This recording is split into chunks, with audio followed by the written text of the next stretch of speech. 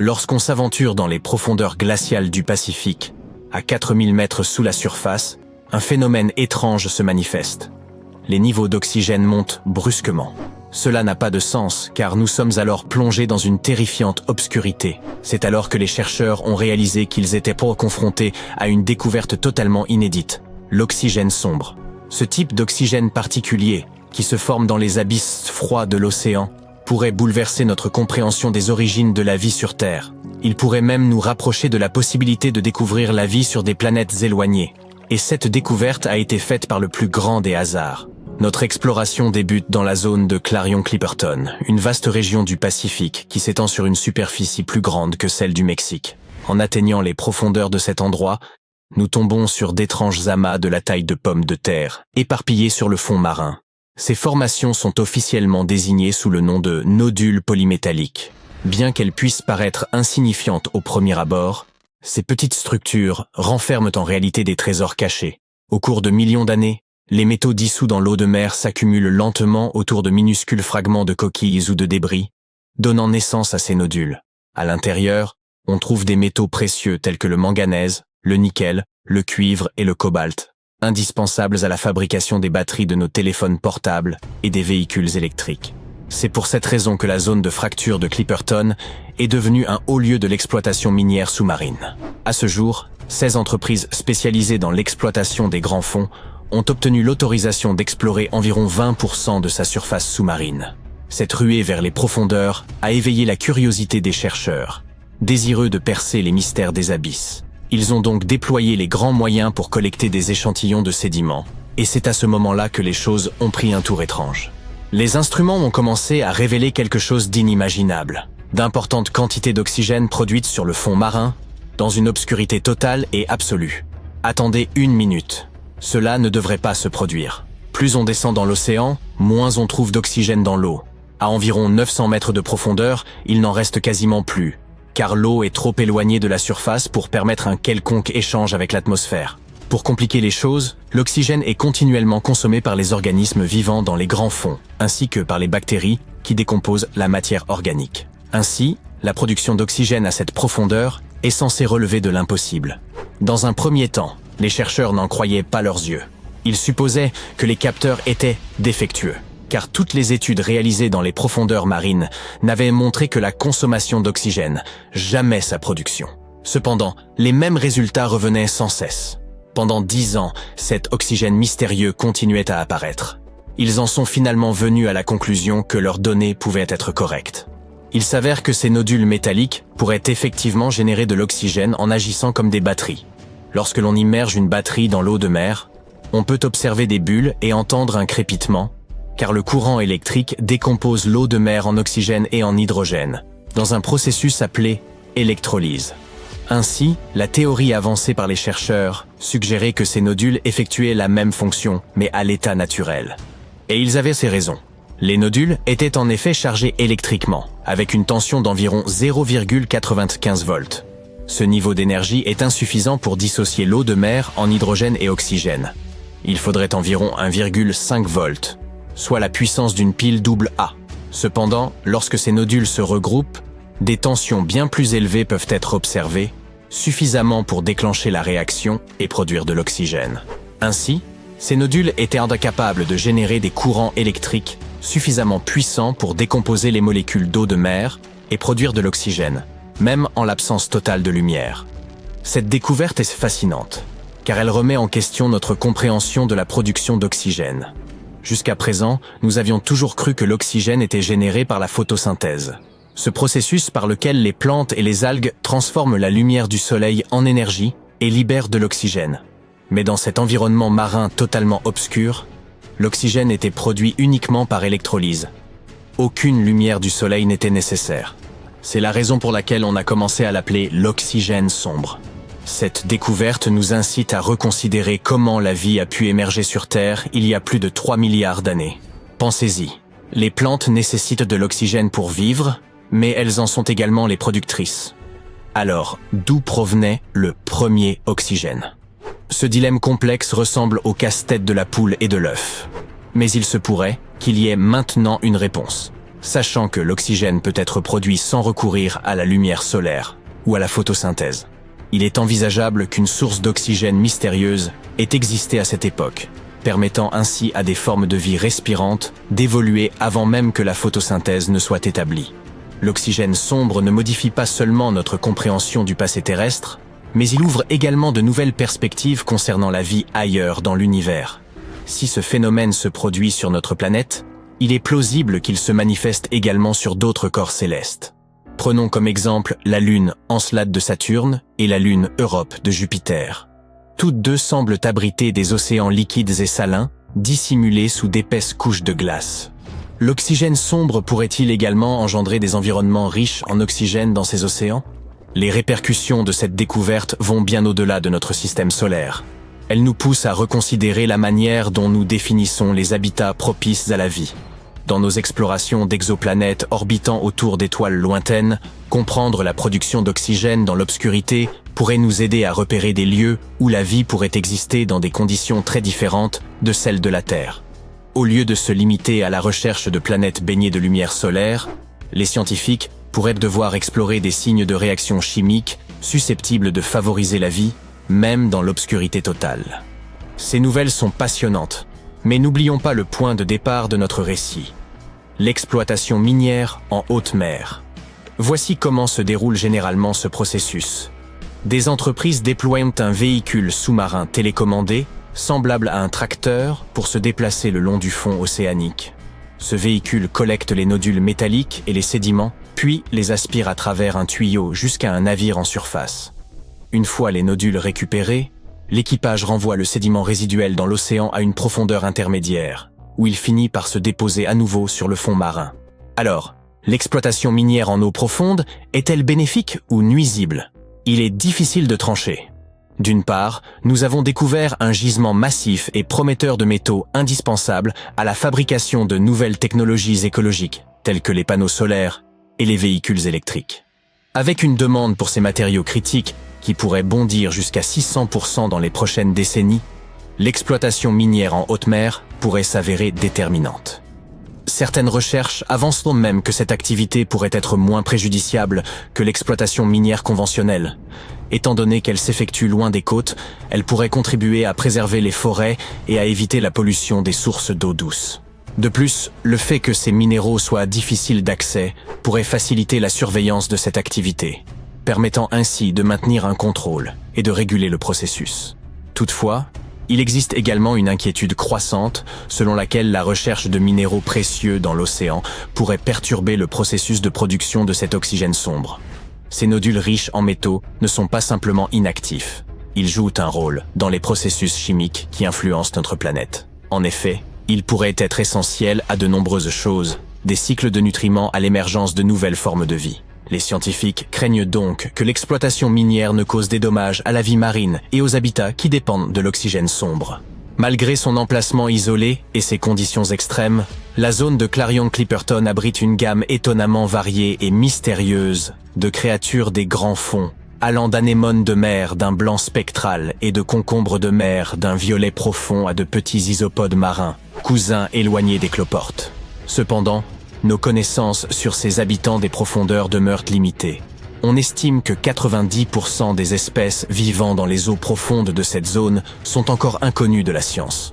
Nous savons qu'elles existent, mais elles n'ont pas encore reçu de nom officiel, et leur classification demeure impossible. Comme ces étranges créatures, évoluant dans l'obscurité totale, demeurent en grande partie méconnues, il est difficile de déterminer si elles ou leur habitat seraient réellement menacés si l'exploitation minière en haute mer se poursuivait sans relâche. Ce que les spécialistes constatent, c'est la nécessité d'effectuer davantage d'études, de collecter plus de données et d'acquérir une compréhension plus approfondie. Les chercheurs ont mis au jour le plus vaste réservoir d'eau de la chaîne des Cascades, dans l'Oregon. Dissimulé sous terre, il renferme un volume d'eau représentant plus du double de celui du lac Mead. Pour être précis, il contient au minimum 81 km3 d'eau, soit l'équivalent de près de 162 000 milliards de bouteilles. À raison d'une bouteille par jour, il vous faudrait environ 484 milliards d'années pour en venir à bout. Il n'est donc guère surprenant que cette découverte suscite tant d'enthousiasme. S'étendant sur environ 1100 km, de la Californie du Nord jusqu'à la Colombie-Britannique, la chaîne des Cascades abrite l'aquifère le plus vaste au monde. Les Hautes Cascades, situées en Oregon, sont constituées de roches volcaniques plus récentes, âgées d'environ 8 millions d'années, tandis que les Cascades occidentales, bien plus anciennes, remontent à 45 millions d'années. Elles se distinguent par leur profond canyon. Les chercheurs se sont penchés sur la zone de transition entre ces deux formations, afin d'analyser la circulation de l'eau au sein de la roche et d'étudier l'évolution des processus volcaniques au fil du temps. Dans le cadre de cette étude, ils ont relevé les températures des roches à différentes profondeurs. C'est ainsi qu'ils ont fait la découverte de cet immense aquifère souterrain. En principe, la température des roches augmente avec la profondeur, car elles se rapprochent du noyau terrestre. Pourtant, dans certaines zones, elles restent étonnamment stables, même à de grandes profondeurs. Ce phénomène indique la présence d'eau circulant à travers la roche et la refroidissant. En d'autres termes, les cascades agissent comme un château d'eau naturel, retenant puis libérant progressivement l'eau vers les rivières. Ces découvertes géologiques revêtent une importance capitale pour deux raisons. D'une part, elles révèlent une réserve d'eau souterraine susceptible de devenir une ressource stratégique pour l'avenir. Toutefois, son évolution et sa capacité à résister aux transformations environnementales demeurent incertaines. Il est donc indispensable de mener des recherches approfondies afin d'en assurer une gestion efficace et pérenne. Par ailleurs, l'activité volcanique est également influencée par ce phénomène. Lorsque l'eau s'infiltre profondément et atteint le magma, elle se vaporise instantanément, générant une pression extrême pouvant provoquer des éruptions explosives. Une meilleure compréhension du volume d'eau retenu dans la roche permettrait d'anticiper ces éruptions et d'évaluer les risques qu'elles engendrent. Bien que cette découverte soit fascinante, elle soulève encore de nombreuses interrogations. Par exemple, comment cette eau circule-t-elle dans la roche volcanique? Quelle part est réellement exploitable? Ce réservoir étant alimenté par les précipitations et la fonte des neiges, une succession d'années sèches pourrait autant affecter l'approvisionnement en eau que la stabilité du volcan. Les chercheurs s'emploient à mieux cerner l'ampleur de ce phénomène afin d'en assurer une gestion responsable. Penchons-nous maintenant sur la chaîne des Cascades, une véritable merveille géologique. Imaginez un imposant massif montagneux s'étirant de la Californie du Nord à la Colombie-Britannique, traversant l'Oregon en son cœur. Rien que dans cet état, il s'étend sur 420 km de long et jusqu'à 150 km de large, couvrant près de 44 000 km², soit une superficie excédant celle des 9 plus petits États américains. Ce qui rend cette chaîne encore plus impressionnante, c'est que la partie qui se trouve en Oregon a été essentiellement façonnée par des volcans et renferme au moins un réservoir d'eau prisonnier des roches volcaniques. Elle doit son existence à la zone de subduction de Cascadia, où la plaque tectonique Juan de Fuca, un fragment de croûte terrestre situé sous l'océan Pacifique, s'enfonce progressivement sous l'Amérique du Nord. En plongeant, cette plaque subit des températures et des pressions extrêmes qui expulsent l'eau contenue dans la roche océanique. Ce phénomène abaisse le point de fusion du manteau terrestre, favorisant ainsi la formation de magma. Celui-ci remonte ensuite et alimente les volcans des Cascades. Ce processus s'inscrit dans la ceinture de feu, vaste réseau volcanique entourant le Pacifique, et illustre la dynamique permanente de ce gigantesque système géologique. Les cascades de l'Oregon se divisent en deux ensembles distincts, les cascades occidentales et les hautes cascades, qui présentent des caractéristiques très différentes. Les cascades occidentales, la partie la plus ancienne, se sont formées il y a environ 45 millions d'années. Elles se distinguent par un relief escarpé, profondément creusé par les cours d'eau, certains canyons atteignant jusqu'à 1100 mètres de profondeur. Autrefois le siège d'une intense activité volcanique, cette région a depuis été façonnée par l'érosion, qui en a progressivement remodelé le paysage. À l'inverse, les hautes cascades sont nettement plus récentes et bien moins érodées. Il y a environ 8 millions d'années, l'activité volcanique s'est déplacée, entraînant de nouvelles éruptions qui ont comblé d'anciens canyons et adouci le relief. L'accumulation continue de lave a empêché les rivières de creuser des vallées aussi profondes que dans les cascades occidentales, conférant à cette zone un aspect plus homogène. Ainsi, lorsqu'on compare ces deux régions, l'une apparaît fracturée et chaotique, tandis que l'autre semble plus uniforme et édifiée par les éruptions successives. C'est dans les hautes cascades que se trouvent certains des volcans les plus emblématiques de l'Oregon, notamment le mont Hood, le mont Jefferson, les Three Sisters et le Crater Lake, ce dernier étant issu de l'effondrement du mont Mazama après une gigantesque éruption. Contrairement aux petits volcans qui surgissent brièvement et crachent un peu de lave avant de disparaître en quelques années, ces vastes centres volcaniques sont actifs depuis des millénaires.